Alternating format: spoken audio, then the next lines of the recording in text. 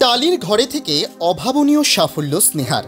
কোনো প্রতিকূলতা যেন দমাতে পারেনি তাকে। জানুন কি এমন অসাধ্য সাধন করল স্নেহা। সর্বভারতীয় ডাক্তারির প্রবেশিকা পরীক্ষায় সাফল্য পেল কৃষ্ণচন্দ্রপুরের স্নেহা নাটুয়া। প্রবল পারিবারিক আর্থিক সংকটের মধ্যেও কোচিং ছাড়া বাড়িতে পড়েই এই সাফল্য এসেছে তার। 2024 সালের সর্বভারতীয় ডাক্তারির প্রবেশিকা পরীক্ষায় 720 নম্বরের মধ্যে 632 নম্বর পেয়েছে সে। অত্যন্ত দরিদ্র পরিবারের মেধাবী এই ছাত্রীটি দিনের পর দিন কঠোর পরিশ্রম করে এই সাফল্য পেয়েছে। স্নেহার বাবা শেখর নাটুয়া এবং মা স্বপ্না নাটুয়া সবসময় তার পাশে থেকেছে।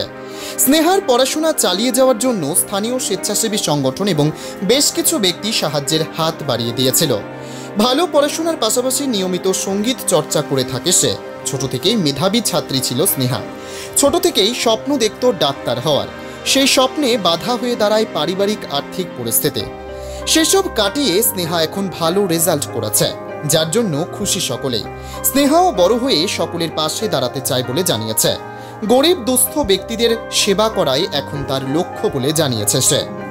দক্ষিণ 24 পরগনা থেকে বাবলু প্রামাণিকের রিপোর্ট, HPR নিউজ।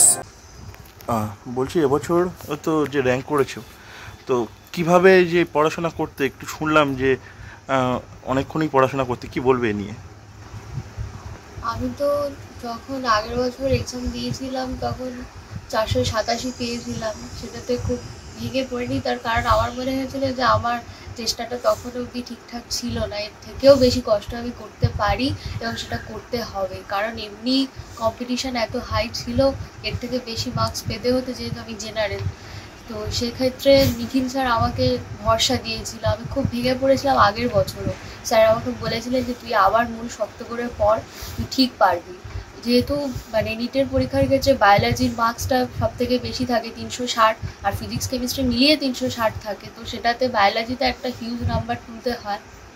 সেটার জন্য স্যার আমাকে পুরোপুরি ভরসা দিয়েছিল।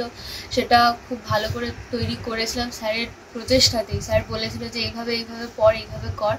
আর স্যার পিডব্লিউতে ভর্তি হওয়ার জন্যও বলেছিল, সেজন্য। পিডব্লিউটা কি অনলাইন কোর্স একটা নাকি? হ্যাঁ, একটা অনলাইন প্ল্যাটফর্ম। ওখানে খুব কম টাকাতেই ওরা সারা বছরে ক্লাস করায়। আমি আগের বছর ভর্তি হয়েছিলাম। মানে কোনো কোচিং সেন্টারে সেই অর্থে যাওয়া হয় না? কোচিং সেন্টার নয়, ওটা মানে সারা বছরে 4600 টাকা এরকম নিয়ে ওরা পড়ায়। সমস্ত মানে যা কোয়েশ্চেন করানো বা স্যারেরা ভিডিও লেকচার এরকমভাবে পড়ায়।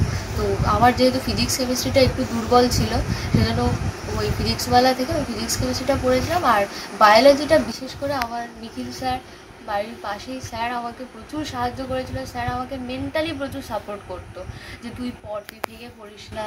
তো সেটা করেছিলাম।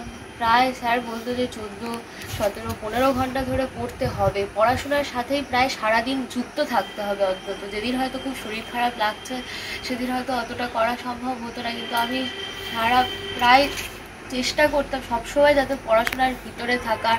বন্ধুবান্ধবদের মধ্যে ডিসকাস করতাম পড়াশোনা নিয়ে যখন ভালো লাগতো না একান্ত একার নিজে নিজে পড়াশোনা করতে। তো সেগুলো করেছি। সেটার পরে দেখলাম যে মোটামুটি পরীক্ষা দিয়ে আসার পর 632 নম্বর আসছে। এই নাম্বারে এমনি প্রতি বছর কলকাতার মধ্যে খুব ভালোভাবেই চান্স হয়ে যায়, কিন্তু এবছরের যা কাট অফ মার্কস দেখছি বা র্যাঙ্ক মানে নাম্বারের সাথে র্যাঙ্কের কোনো তফাৎ মানে পুরো এদিক ওদিক হয়ে গেছে।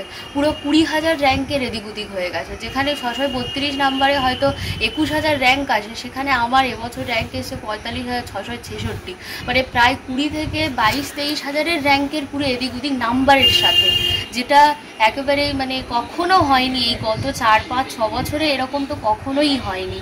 তো সেখান থেকে এবছরে যেটা প্রথমবারে পরীক্ষা দিয়ে এসে মার্কস ক্যালকুলেট করে যেটা দেখেছিলাম, বা কিছুদিন আগে ওয়েমার শিট বেরিয়েছিল সেটা দেখে যা ভেবেছিলাম, আর এবারে যখন রেজাল্ট বেরোলো তার সাথে যখন র্যাঙ্কটা দিল সেটার সাথে পুরো মানে ডিসম্যাচ হচ্ছে। তো সেখান থেকে মানে খুব কষ্ট হচ্ছে যে এত বছর কষ্ট করেছিলাম সেটা।